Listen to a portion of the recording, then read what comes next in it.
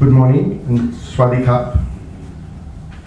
My friend and dear colleague, Dr. Angela MacDonald, Ambassador, the distinguished Ambassador of Australia to the Kingdom of Thailand, Dr.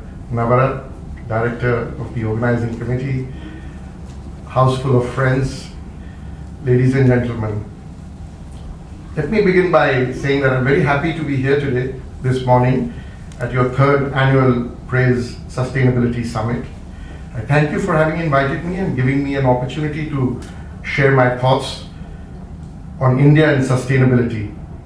The theme for this year's summit, as I read, was amid the uncertainty from roots to sustainability, is both relevant and timely, given the existential challenges of sustainability and climate change being faced by our planet and humanity as a whole. It is also very clear that given the global and interconnected nature of these challenges, a collective and collaborative approach to addressing these challenges is an imperative.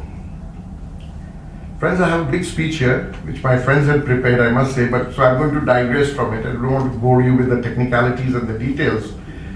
But I'll share some of my thoughts at a very macro level. So I'll not get into the enterprise level, which I think there are other experts who can talk about.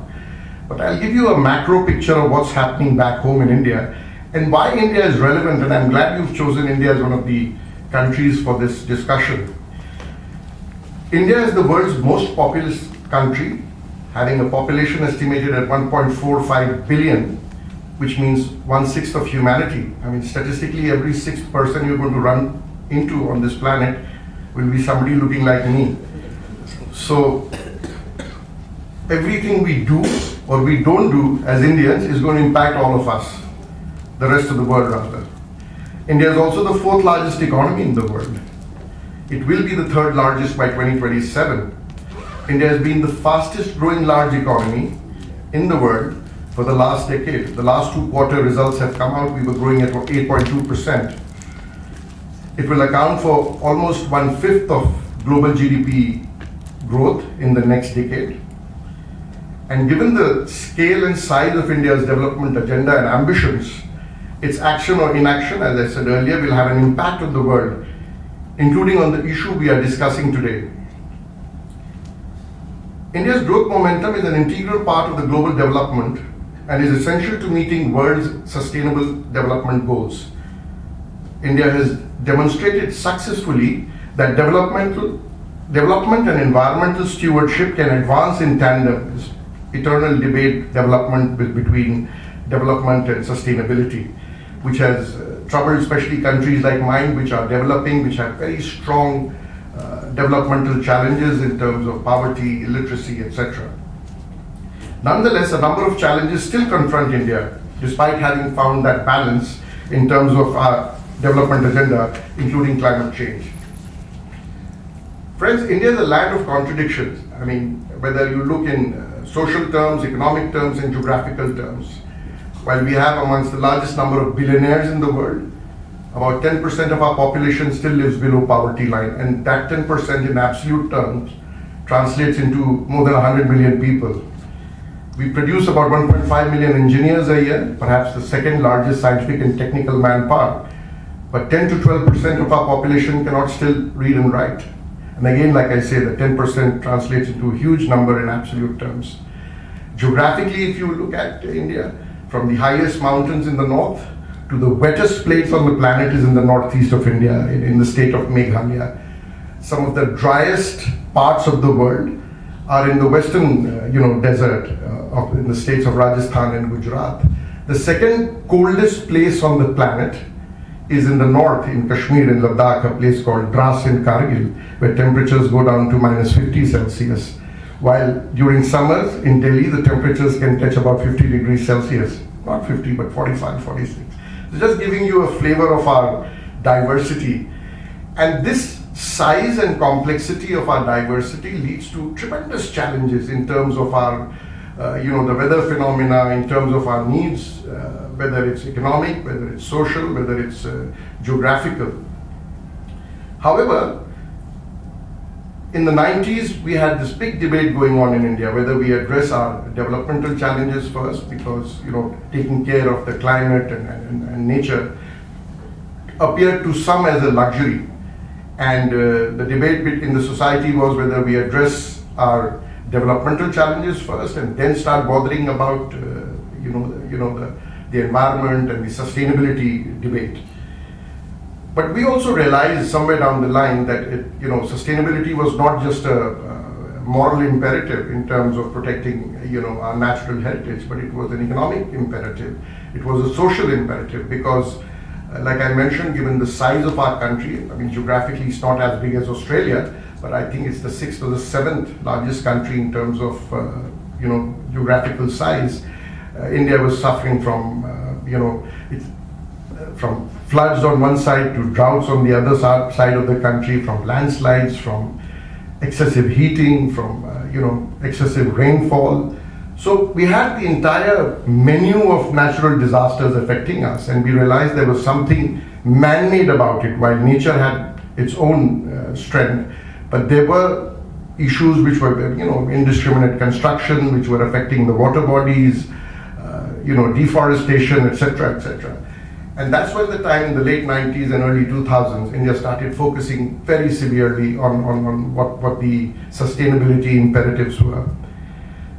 India's sustainability narrative emphasizes a holistic approach now, blending traditional values with modern technology, making green choices a moral imperative, and positioning the nation as a key partner for global sustainability. India recognizes that climate change is a global collective action problem, and therefore we are committed to addressing the challenges with firm adherence to multilateralism based on equity and the principle of common but differentiated responsibilities and respective capabilities, as enshrined in the United Nations Framework Convention on Climate Change. Why we say that? Because at times, if you look at it, because of our size, India is, I think, the 3rd largest emitter or polluter, if you may say. I don't like the word, but we are the 3rd largest emitters in the world in absolute terms. But if you look at our per capita emissions, we are, I think, less than 60% of the global average. Forget about the developed world, etc., etc. But I don't want to get into the debate of who pays for what. Today it's not the time to discuss all that. But just trying to tell you the challenges we were facing. Despite our developmental challenges, India follows a low carbon development pathway, taking note of the developmental challenges facing it. We seek to identify and explore opportunities to shift further to low carbon development pathways while ensuring adequate access to household energy, energy security, and energy for the development of all sectors of the economy. Our policies are directed towards sustainable development and poverty eradication, and we continue to strive to decouple emissions from growth. Our efforts today achieving energy efficiency across the country has helped India reduce its emission intensity of the GDP by 36% between 2005 and 2020. India is the first G20 country to have fulfilled the commitments it made under the Paris Agreement ahead of time. As the world faces the escalating impact of climate change, the need for clean, sustainable energy solutions has never been more urgent. Transitioning to clean energy derived from renewable sources such as solar, wind, and hydropower has become a global imperative. With the principles of sustainability now embedded in every developmental initiative, our focus is also towards equitable access. In this direction too, India has made good progress. Green technologies and innovative models have helped us to achieve nearly 100% electrification of the country in 2019. I know, coming from a developed country, you might find it strange, but there was a time about 20 years ago, out of the 700,000 villages in India, a large number still didn't have electricity or drinking water supply through the taps. That has been overcome. And I keep saying that, judge India by the complexity of our size and the size of our complexity. I was reading a UNDP report done by UNDP and Oxford University that between 2005 and 2022, we have uplifted 400 million people out of poverty line. Now you can say, but you still have 100 million people below poverty. But look at the size of what we have done, and that too in a democratic framework, because there are other models of growth and development where you can impose things, policies and projects from the top. But a country like India, where 1 million mutinies are happening every day, taking even pro-people decisions for infrastructure development, etc., are met with protests. So undertaking reforms, etc., in very vibrant democracies at times is not easy. So what we have managed to do is a remarkable feat as far as I am concerned. Securing finance continues to be one of the biggest challenges for global climate action. The current financing needs runs in trillions of dollars for the world, that is, and private investment remains limited. To enhance capital availability for climate adaptation and mitigation, India is developing a climate finance taxonomy which will support the country's climate commitments and green transition projects. I would further like to highlight that integrating climate resilience into development pathways is crucial for sustainable macroeconomic management. As per India's first adaptation communications submitted to the UNFCCC, adaptation relevant expenditure rose from about 3.7% of the GDP in 2015 to 5.6% in 2021. It's about 6% now. This reflects our priority to integrate adaptation and climate resilience into outcome-oriented policies and measures. Moving forward, India is developing its National Adaptation Plan, a strategic vision that will integrate climate adaptation into all aspects of our governance, planning, and budgets. India's contribution at the global level, I can go on talking about what we are doing at the local level, at the micro level, and I'll talk about it later very briefly. But I can also mention that at the global level, we realize that climate change is a phenomenon that transcends national boundaries. India strongly believes that the only way to generate enduring positive actions in this domain is through partnerships and collective global action. We have been at the forefront of supporting action-oriented steps at the global level in response to climate change. India's contribution to climate action has been significant through its international efforts. For example, India and France together launched what was called the International Solar Alliance. Today there are more than 100 members of this global alliance, 100 member states who have joined the International Solar Alliance, and as the name suggests, to promote solar energy. There's something called the One Sun, One World, One Grid.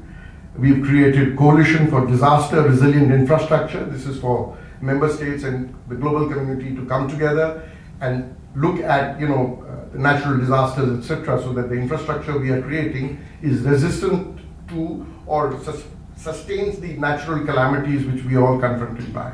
We call it the CDRI. This was also an Indian initiative.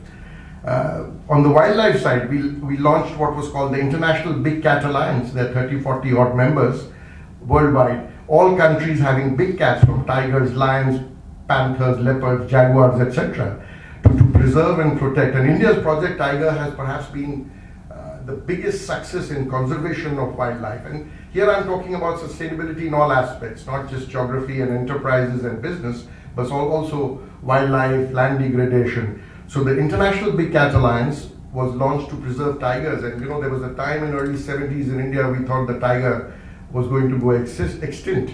Today we have more than 7,000 tigers and growing. India is the only place where we have the Asiatic lion. We've invited Thailand to join us. For some reason, Thailand is still considering it, and we hope that Thailand can join the Big Cat Alliance. We have also created something called the Infrastructure for Resilient Island States, Global Biofuel Alliance. This was created, I think, in the Glasgow Summit. Our Prime Minister launched it, where we are inviting member states to join the partnership and look at biofuels. For example, in India, we have ambitions that by 2030, 20% of all our oil would be mixed with ethanol, and so that we can reduce the consumption of pure petroleum. And also it helps us in terms of, because India is an import intensive, 90% of our oil and gas imports, oil and gas requirements are imported, which is a huge burden on the economy. And by creating this Global Biofuel Alliance, the idea is to, for research and development of biofuels and to reduce this burden of fossil fuels. With strategic investments in, these were some of the examples of international initiatives which India has led, and they've been very successful, especially the Solar Alliance, because like I mentioned today, there are about 100 member states. I think Australia has also joined it, and who are doing work, not just for ourselves, for the member states, but also helping out other developing countries, small island developing states and others, in encouraging the use of solar energy. With strategic investments in green hydrogen, electric vehicles, solar rooftops, and energy storage systems, India is not only advancing its own energy transformation, but also playing a pivotal role in the global shift towards a cleaner and greener future. One more interesting program which our Prime Minister launched at COP26 in Glasgow, it was called Mission Life. And India believes, given our own traditional and cultural belief in worshipping Mother Earth. I mean, that's very common in other parts of the world, but as you know, in India, everything is sacred. The rivers are considered to be sacred, the mountains are sacred. But besides the spiritual aspect of it, there was always a kind of a protection of the environment ethos in the ancient Indian civilization. And Mission Life, basically life is an acronym. It said lifestyle for environment. And what was being propagated, especially in my country, and now we are trying to take it abroad, that besides nations or enterprises, etc., it is the responsibility of every individual to see that we indulge in responsible consumption, responsible production, mindful consumption, make responsible choices in terms of how we react to our natural environment. And the premise is that when individuals change habit, nations transform outcomes. So that's what Mission Life is about, and our leadership is going around the world trying to talk about it. It's a bit of a philosophical, construct, but hopefully it's an important one. Beginning in 2008, with the National Action Plan on Climate Change, the scope for co-benefits between climate and development is recognized in India, while also being mindful of the trade-offs and corresponding costs. India's green growth strategy aimed at attaining net zero emissions by 2070 is built on several high impact missions and programs, and there's a full list my colleagues have given. I'll not bore you with it, but I can tell you that some of the ambitions are that by 2030, 500 gigawatts of renewable energy capacity. We are on track to achieving that, and today India is, I think, the third in terms of renewable energy installation or capacity. We are fourth or fifth in solar, fourth, I think, in wind energy, etc. It's a huge achievement because all this has happened in the last 15 years. Because before that, there wasn't a focus on, this kind of investment into the renewable side. And today, these figures are here that we are on course for attaining this 500 gigawatt capacity. We are also, increasing our nuclear energy, which at times is a bit, conflictual. There are conflicts on it, but we plan by 2047 to have about 100 gigawatts of nuclear energy. We've also launched something called the National Green Hydrogen Mission to make India as a global hub for green hydrogen production, with a target of 5 million metric tons per year by 2030. Green mobility, as in Thailand, in India as well. We have a program called FAME, Faster Adoption and Manufacturing of Electrical Vehicles. In India, we love acronyms, and so it's called the FAME project. Similarly, the lithium-ion battery manufacturing. On the side of agriculture, again, because 40% of our population still depends on agriculture, although agriculture contributes only about 16% of the GDP. There are projects which have been undertaken to make agriculture sustainable, given the size of agriculture sector in India, which includes, your reduction of the use of chemical fertilizers, waste to wealth plants to produce compressed biogas, etc., etc. So let me not go into the details, but all of us know how sustainable agriculture is, and you were talking about it. And Thailand does it quite well. We have been very successful in our ecosystem conservation, and I say this with some degree of boastfulness because India is amongst the 3 countries where forest cover in the last 30 years has gone up. Today, 25% of our geographical landmass is under forests. This number had gone down to 16%. In 2 decades, we've gone up to about 25%, which we are very proud of. And we are also focusing on mangrove plantation along coastlines to enhance climate resilience. India, if you look, we are a peninsula. We have almost 8,000 kilometers of coastline, and which are all being affected by coastal erosion, etc. So mangroves become very important. Another important scheme, the introduction of LED bulbs, almost 600 million bulbs to every household. And we are saving, I don't know, I mean, the figures are fantastic. Ernst & Young says that India is saving about $30 to $35 billion on energy consumption by introduction of LEDs in households, especially in rural areas. We have the world's largest domestic rooftop solar initiative, covering more than 15 million households all over the country. Similarly, promoting solar energy by supporting solar powered irrigation systems, etc. And I'm happy to report, I mean, this is just some of the examples. There are a lot of them written here by my colleagues, so I'll just, we are short of time. India has achieved its pre-2020 voluntary contributions, and its policies and actions are acknowledged to be compatible with the 2 degrees Celsius warming target of the Paris Agreement. So some of you might be knowing about it. But we are there, and for us, it's a big achievement. Globally, India, as I mentioned earlier, stands 3rd in renewable power, 4th in wind power, 5th in solar power. India's ambitions, which I've already told you, reach 500 gigawatts non-fossil energy capacity by 2030, meet 50% of its energy requirements from renewable energy by 2030, reduction of total projected carbon emissions by 1 billion tons by 2030, reduction of the carbon intensity of the economy by 45% by 2030 over 2005 levels. We've already touched 36%. So these goals, we are on target. And why is it important? I mean, I gave you the size of our country, and we represent 1/6 of humanity. So everything we do is going to make everyone's life better. So be thankful to us. I'm joking.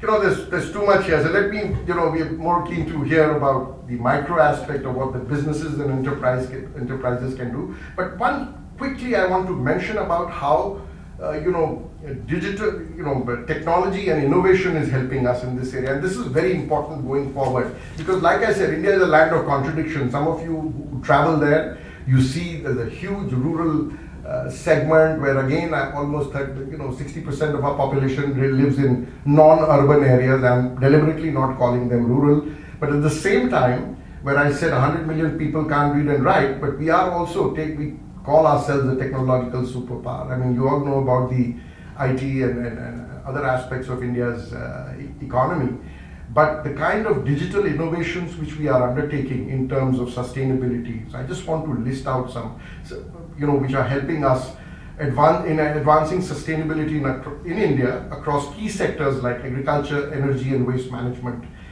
They are doing this by enhancing efficiency, optimizing resource use, and driving the adoption of green technologies. Some of the key areas of digital innovation and sustainability are precision farming through use of technologies such as Internet of Things, AI, and data analytics. We are helping gather real-time data on crop health, soil moisture, and weather conditions. This is enabling us to optimize irrigation schedules, minimize the use of water and chemical inputs, and improve yields, thereby building climate resilience. We are using AI-driven smart grids to balance energy supply and demand, while the IoT is helping monitor energy usage in real time in homes and industries. Initiatives like the One Sun, One World, One Grid project and development of the EV industry leverage digital technologies to integrate renewable sources effectively and reduce reliance on fossil fuels. Smart waste management systems are using IoT sensors to track bin fill levels and optimize collection routes, reducing fuel consumption and emissions. AI and digital platforms are also supporting the transition to a circular economy by facilitating recycling processes and promoting the reuse and repair of materials. Digitalization of logistics utilizing AI and blockchain has enhanced efficiency and transparency in supply chains. This helps in reducing transportation emissions by optimizing routes and minimizing wastes through improved inventory management. And finally, the intersection of digital tools and finance, or what is called the green digital finance, is increasing capital flow to renewable energy projects and enhancing transparency in sustainable investments through platforms using blockchain technology. So I'm just giving you a flavor of some things that are happening. There's more detail, which again, like I said, for the shortage of time, I'll not go into it. So that's the other thing we can all learn from each other, and we've been offering to Thailand also. And at times, what surprises me, and I'll be slightly undiplomatic here, India and Thailand are maritime neighbors, and we share a maritime boundary in the Bay of Bengal. We are 3.5 hours away from Delhi. Calcutta is 2 hours away, from Bangkok. But I still, in my 3 years in Thailand, I'm amazed at the lack of awareness in Thailand about what's happening in India. While everyone knows about our Buddhist and other our shared cultural heritage, but they don't realize that right across the Bay of Bengal, there is a huge country which in my view is undergoing perhaps the greatest transformation in human history, where, like I said, 1.4 billion people mired in every kind of, diversity, and within a democratic framework are moving ahead and uplifting themselves into a modern developed country. We still have a long way to go, but we are getting there, and we will get there. And Thailand becomes a natural partner because we occupy the same geography, we have the same, the shared objectives of sustainability, and we face the same challenges. The cyclones of Bay of Bengal affect both of us. You get it from Gulf of Thailand as well, but Bay of Bengal is one which we share. Floods are common, the PM 2.5, we have the similar problem of smog, stubble burning, which you face in Chiang Mai. We face it in Delhi because our farmers also burn the stubble and pollute Delhi today. Delhi's AQI was about 500 or something like that. It's becoming unlivable. So we need to work together, and for the businesses, I'd say that India is investing, the estimates are, and these are not my estimates, not government propaganda, but Ernst & Young and PricewaterhouseCoopers and all are saying that we've been investing about $150 to $200 billion a year on green transition. And for the next decade, we will be investing the same kind of money. The figures are that in this decade, 2020 to 2030, about $1 trillion will be invested in green transition. So there's a huge scope for business also, and at the small enterprise level, at the the SME level, at the large scale industry level also. So that we can have a separate discussion on how enterprises can benefit. I have meandered a bit, so I apologize because the speech here was more on too much of technicality. And I hope that this is a good beginning, and we should engage in further conversations about how sustainability is a sine qua non in the 21st century for all of us, and for irrespective of political and geographical boundaries. So thank you for your patience. Thank you for giving me this time to speak. I hope I made some sense. And I must say I improvised my presentation because I thought this was too technical and would have bored you. So thank you once again, and look forward to listening to Angela. Thank you very much, Captain. Just one question. Sure. So it's very impressive. And so because I'm seeing that you are also the representative for NESCAP, right? I personally, also like what you said, we always stress, right? So also I look at I have a grandson, I look at him and I'm so stressed that what is the world that he's going to inherit, right? So, and yes, you have pointed out very, very acutely about the problems of Thailand that we are also not as quick to develop. So I'm just wondering, would it be possible in your role at UNESCAP to maybe get some of the amazing technology that you talked about, that's being developed in Thailand, in India, to share with, Thailand, Cambodia, Laos, and make us, come up to par? So, I don't know about the UN ESCAP because, the UN economic and, these commissions, the regional commissions, they are more normative in their, functioning. They sit down, they set standards, discussions, talks. Program delivery, those are more with, UN funds and programs and specialized agencies like UNDP and others. But I can tell you, India is again, like I said, a land of contradictions.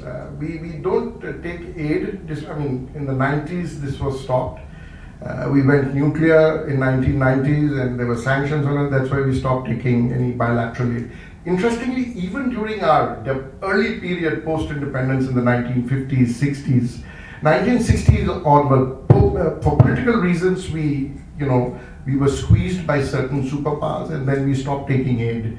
That was a conscious decision taken by the government of India. But today, despite our own overwhelming, developmental challenges, India is one of the largest, not one of the largest, but we have a large, what we call development partnership program. We deliberately don't call it aid because there's a technical connotation to it. There's something called the Development Partnership Administration, which the government of India runs, the DPA. It used to be like the USAID and others. And I can tell you that under that program, project implementations in Africa, in your region, I'll just quickly tell you what we do. Training, capacity building, etc. But huge projects in Afghanistan, $3.5 billion. Even in Myanmar, we have almost $4.5 billion worth of multimodal transport projects. The trilateral highway we are building for them. In Africa, you can go and see hospitals and everything we do. In this region, there are various international organizations or international groupings. There's something called the Mekong-Ganga Cooperation Agreement between India and the Greater Mekong region, but basically the CLMV countries, where we carry out a lot of projects, large and small. And they're quick impact projects, and we do spend a lot of effort and money, resources in Myanmar, Laos, Cambodia under the Mekong-Ganga thing. Even under, there's something called the India, we are a development partner with the ACMEX. There are small projects we are doing in development. In Thailand, Thailand is an upper middle income country, doesn't need support from us. But on the technical side, yes, we do discuss our experiences because like I said, there are similar, for example, your Isan region is very similar to the Great Indian Northern Plains, similar problems of waterlogging, flooding, the stubble burning, etc. So there is a kind of a technical cooperation, and there are various, how should I say, platforms on which we discuss this, but more work is being done in countries like Cambodia, Laos, Vietnam, whether it's agriculture, rural development, women's health groups, drinking water supply, healthcare, etc. So it's happening. But with Thailand, it's more of a technical cooperation rather than, for example, we're also restoring the old sites. Priya Vihar, which is in Cambodia, you read about it. We were, before it got bombed, we had people there working, restoring it. So we had to evacuate people from there.